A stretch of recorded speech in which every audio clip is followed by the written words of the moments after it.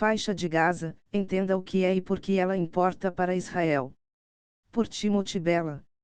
Israel está em guerra com o grupo terrorista Hamas, e centenas de civis foram mortos nos últimos dias, desde que o ataque surpresa no sábado, 7, sinalizou uma grande escalada do conflito entre os dois lados e envolveu a região no caos. Enquanto imagens e vídeos da devastação chegam de Israel, muitas pessoas também estão observando a violência que se desenrola na faixa de Gaza, um dos territórios mais densamente povoados e empobrecidos do mundo. Israel ordenou um cerco à faixa de Gaza na segunda-feira, 9, com o ministro da Defesa Yoav Gallant dizendo que não haveria eletricidade, comida ou combustível para os mais de 2 milhões de palestinos que vivem lá. Na madrugada desta sexta-feira, 13, pelo horário de Brasília, Israel deu 24 horas para os palestinos se deslocarem para o sul, sinalizando a iminência de uma operação para entrar na região. Veja a seguir o que você deve saber sobre a faixa de Gaza e sua história até a atual guerra entre Israel e Hamas. A faixa de Gaza é uma pequena área que faz fronteira com Israel e Egito no mar Mediterrâneo. É um dos dois territórios palestinos. O outro é a Cisjordânia, ocupada por Israel, que inclui Jerusalém Oriental e faz fronteira com a Jordânia e o Mar Morto. Gaza fazia parte do Império Otomano antes de ser ocupada pela Grã-Bretanha de 1918 a 1948 e pelo Egito, de 1948 a 1967. Quase 20 anos depois que Israel declarou sua condição de Estado em 1948, o país capturou a faixa de Gaza do Egito e a Cisjordânia da Jordânia, na Guerra de 1967. Os palestinos reivindicam esses territórios e os veem como parte de um futuro Estado. Israel controlou Gaza por 38 anos, construindo 21 assentamentos judaicos nesse período. A tensão e a violência persistirão por anos, incluindo a primeira intifada, um período de quase 4 anos de protestos e tumultos nos territórios palestinos e em Israel devido à ocupação israelense na faixa de Gaza e na Cisjordânia. O derramamento de sangue levou o primeiro-ministro Yitzhak Rabin a dizer, em 1992, eu gostaria que Gaza afundasse no mar, mas isso não vai acontecer, e é preciso encontrar uma solução. Em 1993, os acordos conhecidos como Acordos de Oslo entre Israel e a Organização para a Libertação da Palestina visavam a cumprir o direito do povo palestino à autodeterminação. Em 1994, os palestinos assumiram o controle como autoridade governamental de Gaza. Parte do impulso maior para a paz envolveu Israel seguindo um plano de retirada unilateral proposto pelo primeiro-ministro Ariel Sharon, em 2003, que desmantelaria os assentamentos israelenses na faixa de Gaza. Em 2005, Israel desistiu do controle da faixa de Gaza sob pressão nacional e internacional, retirando 9.000 colonos e forças militares israelenses da região. O Hamas, então um dos dois principais partidos políticos nos territórios palestinos, entrou em conflito com os líderes palestinos quando os acordos de Oslo estavam sendo negociados nos anos 1990. O grupo terrorista chegou ao poder em Gaza após vencer uma eleição em 2006. Desde então, nenhuma eleição foi realizada. Embora Israel tenha desistido do controle da faixa de Gaza, ele mantém um bloqueio terrestre, aéreo e marítimo da região desde 2007.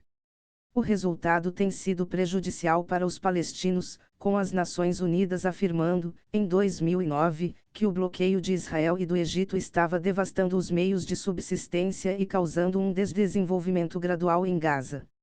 Israel argumentou que o bloqueio serviu para manter o controle da fronteira de Gaza, evitar que o grupo terrorista Hamas se fortalecesse, e proteger os israelenses dos ataques de foguetes palestinos.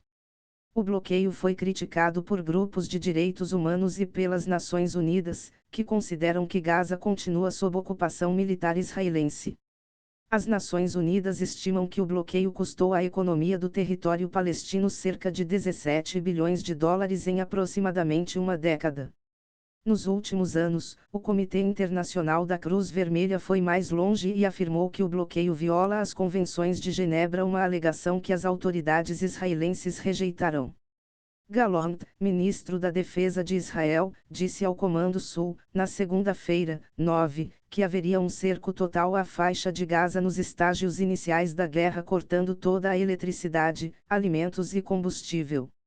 A faixa de Gaza, densamente povoada, depende fortemente de Israel para obter água, eletricidade e alimentos, o que faz com que o bloqueio mais severo tenha um impacto de longo alcance.